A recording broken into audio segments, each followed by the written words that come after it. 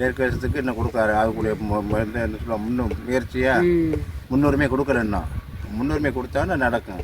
இந்த கவர்மெண்ட்டை கட்டுப்படுத்தி கம்பெனிலாம் ஆரம்பிக்குது, கம்பெனியும் வச்சுருக்குது, இந்த உர கம்பெனிலாம். அதெல்லாம் குறையத்தான் குறையுங்க, பட்டுன்னு குறையாது. ஒரு 10-20 வருஷம் ஆகும். 10 வருஷம் மேலே ஆகும். அப்படி வேற என்ன பிரச்சனைனா இருக்குது இந்த இயற்கை விவசாயத்தில்? இயற்கை பிரச்சனை இதுதான் பிரச்சனை, வேறு எதுவும் பிரச்சனையும் கிடையாது. கூலி பிரச்சனை, போக்குவரத்து எல்லாமே பிரச்சனை உங்களுக்கு. இப்போ என்ன இயற்கை விவசாயத்தை பொறுத்த வரைக்கும் நம்ம முன்னாடி இருந்தோம், அந்த கால சுச்சுவேஷனில் இருந்தோம். அப்போ அவங்க அதிலே போயிட்டாங்க. அப்படியே இப்போ உள்ள நவீன காலம் எல்லாம் வியாபார ஸ்தலமாக போய் மெயின் வியாபாரம்னால அவங்கவுங்க மாற்றிக்கிட்டாங்க. அப்படியே இப்போ எல்லாம் லாபம் உடனே பார்க்கணும்னு நினைக்கிறாங்க. 10 ரூபா போட்டால் எப்படி 20 ரூபா அடுக்க பார்க்குறாங்க.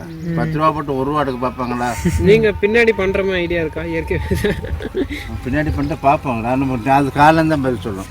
நம்ம சொல்கிற மாதிரி இல்லை. இப்போ கரெக்டாக இல்லையா? கரெக்டு தான், உண்மைதான். அது இப்போ உள்ள ரீசன் தான். Okay, thanks.